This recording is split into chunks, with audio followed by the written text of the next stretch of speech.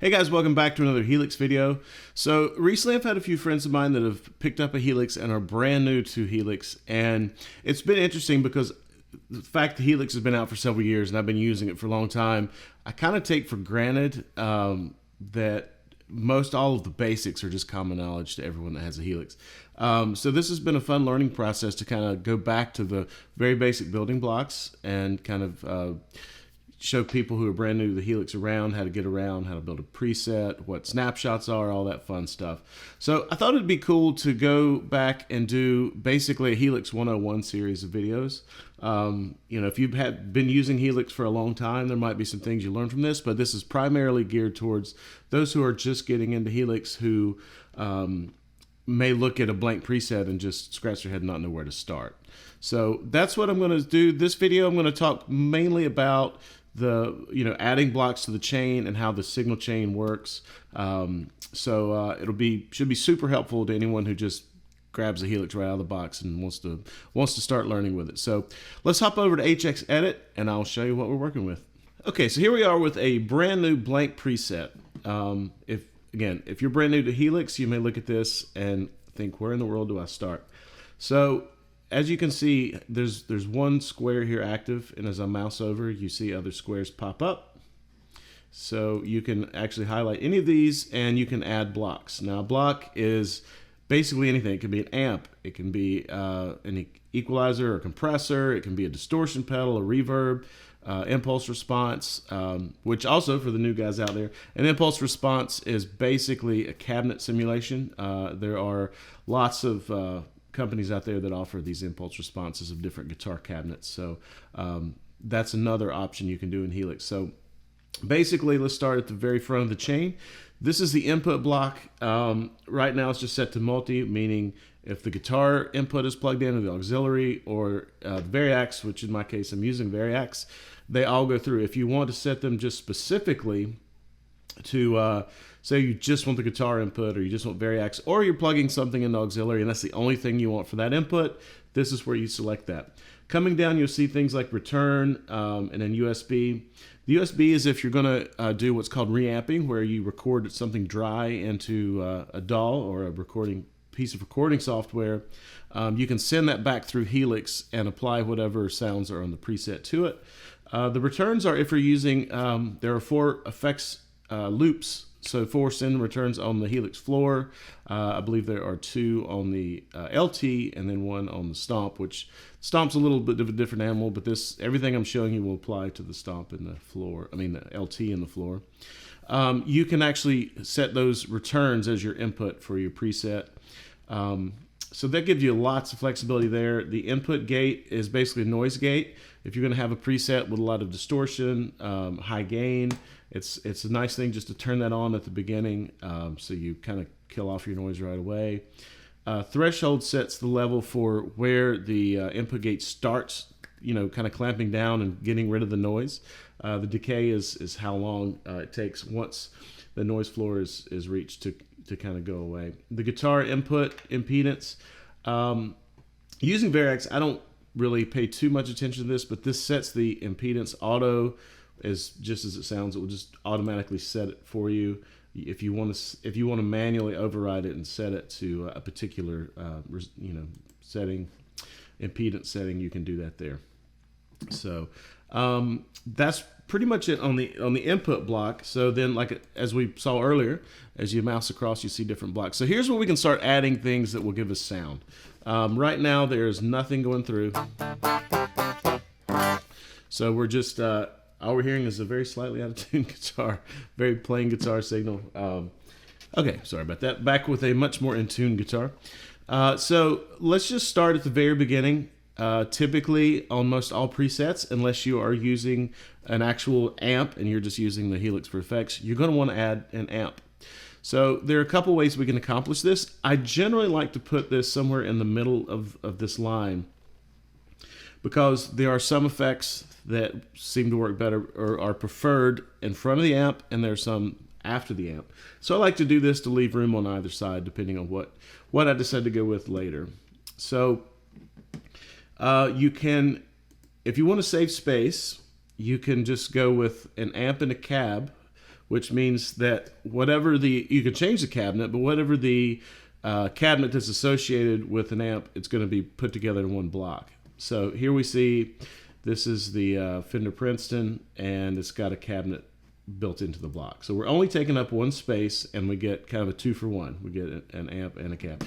Now, if you want to be a little more creative with your cabinet selection, here we have the amp selected, and we'll come over to another block, and we're going to do cab. Now, this is the cool thing about the stock cabs. You can have a single cab, or you can also have a dual cab block, or dual cabs rather, in one block.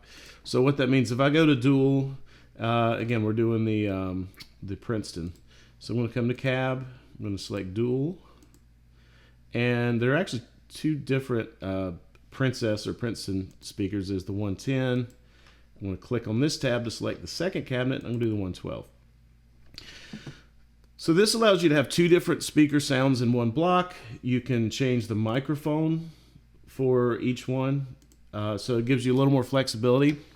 So if you want to dial in, one cabinet with, like for instance, an SM57 is a very common microphone used to mic guitar amps, but typically it's got a lot of high end to it, a lot of presence. If you want to match that with something like here with a ribbon microphone, you're kind of getting one cabinet with kind of a brighter sound and one with a more rounded sound, so to speak. So that can blend nicely. You can also set the levels independently. So if one cab's a little louder than the other, or you want one to be more prominent, you can do that.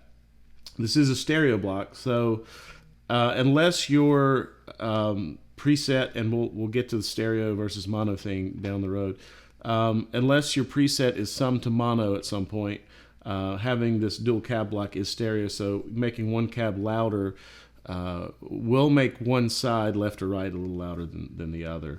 You can use this level control to balance them, or if you, and again, I don't want to get too far ahead, but if we end up summing it to mono and not having it be stereo, by putting a mono block after, you can kind of just use this control to determine which cabinet is more prominent in the sound.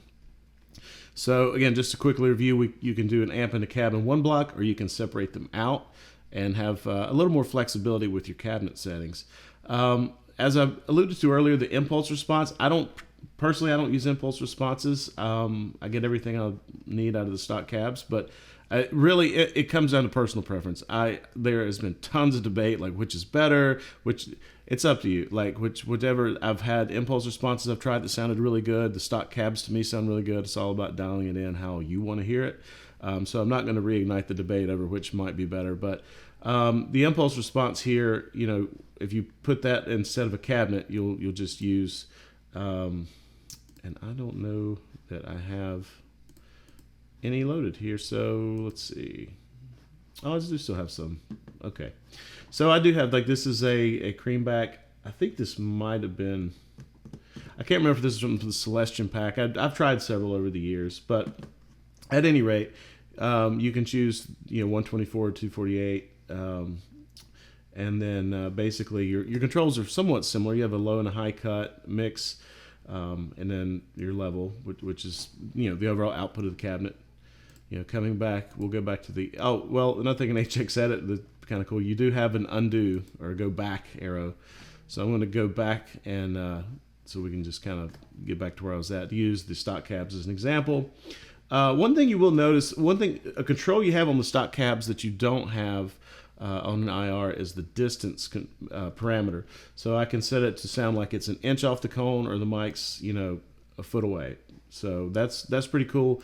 These low and high cuts, when you load up a cabinet by default, you've got a low cut at 80 hertz and a high at 8K. That's a pretty good rule of thumb. Low cut kind of keeps some of the rumbling lower end that you may not want out of it. Then the high cut, keeps some of the more higher piercing sounds cut off as well. Early reflections, basically it's, if you have it all the way up, it adds a little bit of almost like a slapback reverb. It has to do with the sound reflections from the cabinet. And again, we talked about the level earlier. So that's kind of the basics of adding an amplifier. So we've got that. So again, the signal starts here. We're flowing through an amp to a cab. If that's all you need, then there you go. You've got a preset. But there's a lot of other stuff we can do. I'm going to come here, and I always like to have a reverb on pretty much any patch I build. So I'm going to come down the list, and this list is all the different types of effects. So I'm going to select reverb. This dynamic hall is new. I'm not going to go over every parameter in this video because I mean I could spend forever if I'd start talking about every parameter of every block. But I am going to pull the decay time down a little bit, so we're not getting 4 seconds of the reverb. So now you can hear, we have, well, reverb just kind of gives it more of a, it's not super dry, it's got more of a lively sound, I guess is the best way. So again, if all you want is an amp and cab little reverb, again, you've got a preset. So what else can we do? So you can have 8 blocks on a path. You can also split these paths into, instead of just 1A, you can have it 1A and B. That'll be something I cover in another, probably the next video, more interesting routing possibilities. But I would just want to keep this video rather simple. Again, we have 8 on this chain, so we can bring in other stuff. Maybe we want to bring in a distortion pedal. So I should put that here, distortion pedal. Do the heir apparent.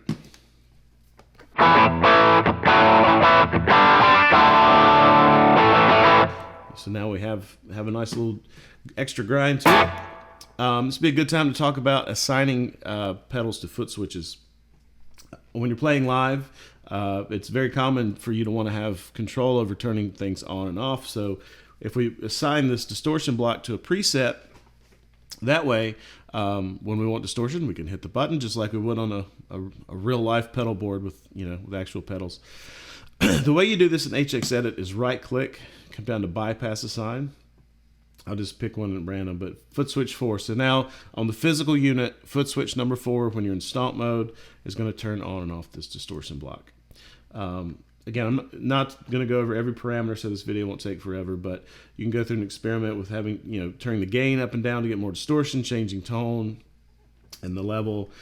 Different pedals have different settings, like in particular, this one has an overdrive, boost, distortion settings. They don't all have those type settings. Like the Tube Screamer is very simple, gain, tone, level. Just like the real pedal, 3 knobs, that's it. So, lots and lots of distortion pedals to experiment with. We can also do just kind of a bit of a utilitarian thing here. We can throw a volume pedal on the front. And if you want to move things around, you just click and drag. So I'm going to do this to free up a spot. I'm going to add a wah pedal here. Just pick one. One nice thing is the Helix basically auto assigns when you add something, a volume and a wah pedal, it auto assigns, and there is a toe switch, which means if you press down on the expression pedal, it clicks and goes from expression pedal 1 to expression pedal 2. So by default, we have this being controlled by expression 2. And this is expression 1. So when I push down, it turns off the volume and turns the wah pedal on. So that's very handy. That's just one less thing to have to go through steps of assigning. They kind of do that shortcut for you, which is pretty nice. So as of right now, our signal flow hits a volume pedal, then a wah pedal, then a distortion block, then an amp, then a cabinet block. So I have a couple more blocks to play with here. Let's throw modulation on, maybe something like a phaser. And again, you can go through and try all these things out for yourself, see what you like. If you've built pedal boards and playing for a while, you'll be very familiar with most of these. If you're new to effects and so forth, just go through and experiment. So we got a phaser sound. Here's where I wanted to talk about mono versus stereo. So you can see in the top drop down here, you have the option to run mono or stereo. So right now, I have this pedal is set to mono. Earlier in the video, when I talked about the cab levels being, if you're in stereo, one's kind of more left and one's more right. By putting this mono block after the cab, it's basically collapsing it down to a mono signal. If you wanted the stereo sound, if you're planning to run your outputs in stereo, or if you're recording and you're recording in stereo, it's very simple. Just drop this down to stereo. And you'll see some other effects come on, just basically showing you that some effects are only in stereo. So when you go to mono, it takes away the ones that aren't available. Also, you'll see some of these are grayed out. You can't select them. What that means is there's not enough DSP, which is digital signal processing, or horsepower for the Helix.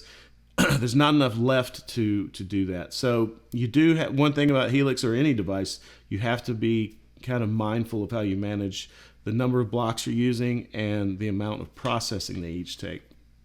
So if I got rid of a few things that would free up more DSP to be to have these other effects available that are currently grayed out in stereo, we see the double take, the gray flanger, and wherever the actually the poly might just be poly detune. Huh, I guess that's actually just a mono. I didn't even realize that. Okay, so we have that. We got one more block. Let's throw a delay on there. Since the phaser is in mono, I'll just leave the delay in mono for now. That's one of my favorite delays. You'll see a number up here in the top right. That is the tempo set for the preset we're in. There's a tap button on the hardware unit. You can tap that to set it, or you can right-click if you're in HX Edit here and set that manually.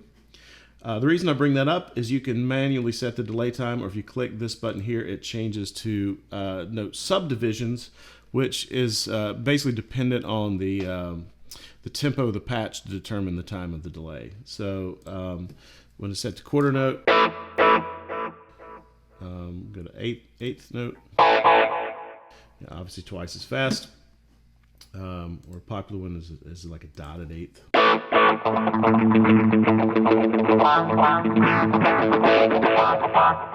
So just a couple of important parameters here for delay. Feedback is how many times the delay repeats. If we turn this down, stops way shorter. So experiment with that to see what works for you. Mix right now 50% means that the basically it's right in the middle. So the guitar signal and the delay signal are the same volume. If you want just the delay to be a little more subtle, you can back that off.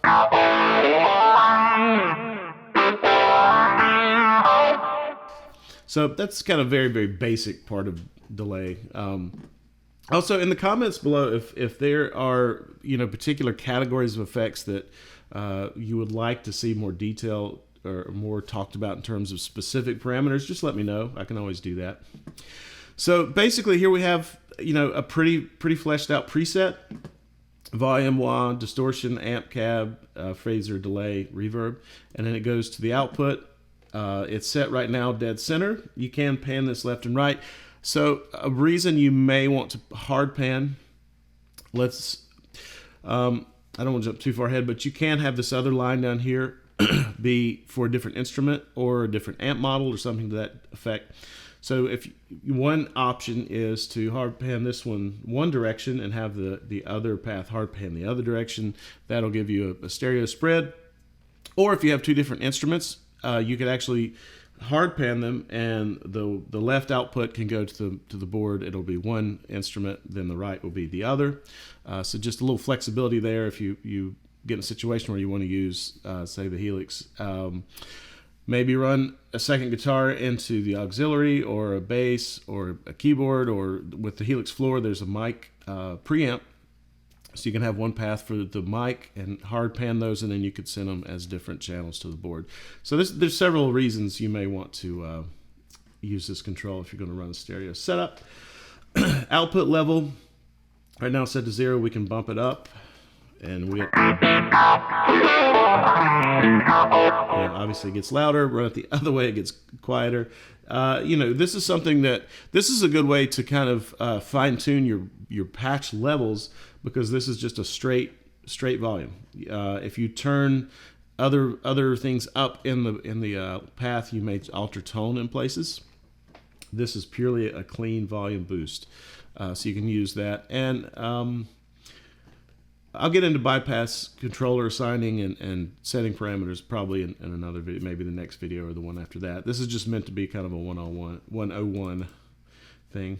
So the last thing I'll mention is we have worked everything on this top line. The Helix has 2 processors or 2 chips.